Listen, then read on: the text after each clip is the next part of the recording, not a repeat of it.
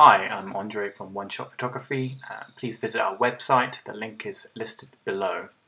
We are here to review and take a first look at the 56mm 1.2 lens from Fuji, and I'm going to briefly compare it with the 60mm 2.4, which is its older brother, and currently on the X Pro 1 body now as shown. So here it is, the 56mm 1.2 lens.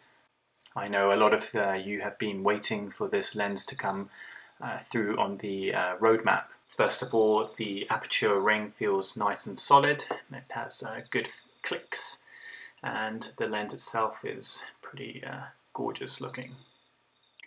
It feels very solid and very weighty in the hands, not too heavy, but well made. Compared to the 50mm, it has a more solid aperture ring, but the aperture ring is not quite as interesting enough on my lens, not quite as clicky and as firm as on the 60mm 2.4.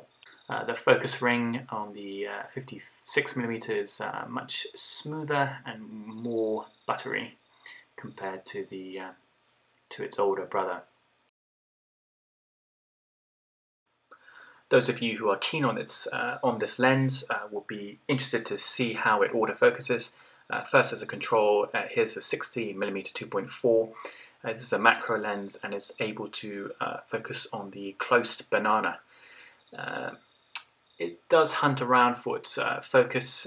This is a known issue of the lens. For still portraits, this is not an issue, however.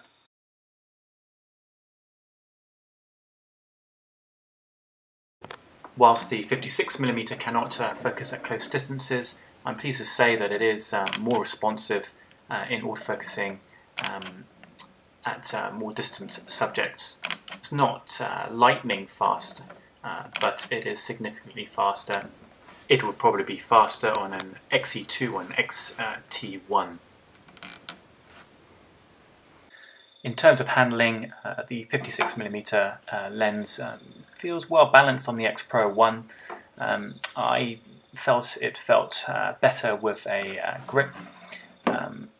Together with the grip and the heavier lens, it does feel quite heavy. My girlfriend felt it was too difficult, too heavy for her to handle. The 60mm shown here on the right is much lighter. One other thing worth mentioning is that the 60mm comes with a metal hood, whereas the 56mm comes with a plastic hood. It doesn't feel cheap, it's functional, and I guess it keeps the weight down. Image quality. Well, here's the 60mm 2.4. Here's an image taken at its maximum aperture. As you can see, the banana is very sharp. The bokeh behind is fairly pleasant. I was surprised how sharp that this lens really is. You can still see the wood grain quite clearly here in the 100% crop. And this is a crop taken at the edge of the frame and not at its center where it's going to be sharper. Well, here's the same image taken with the 56mm lens. There's clearly more bokeh, which is what we expected. More importantly, though, the bokeh seems to be more pleasantly rendered. Still extremely sharp, but noticeably just a little bit less sharp than the 60mm. But remember, this is at f1.2 versus f2.4. Well, enough of the pixel peeping.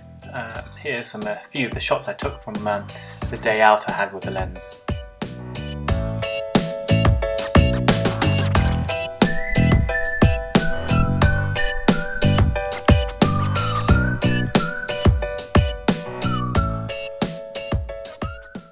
Would I buy the lens? Well, if you're in the need for a portrait lens, most certainly. It's fast, it's sharp, it's well built. Most importantly, the image quality is excellent and the bokeh is beautiful. If you already own the 60mm 2.4, which if you're a portrait photographer, chances are that you already have one, That's a tough decision. Autofocus is faster, so you'll get more shots. It's a faster lens, and the image quality is more pleasant. I guess it just depends on your budget. I hope you found this video helpful. Thank you for watching, and join us at the One Shot project from the link below.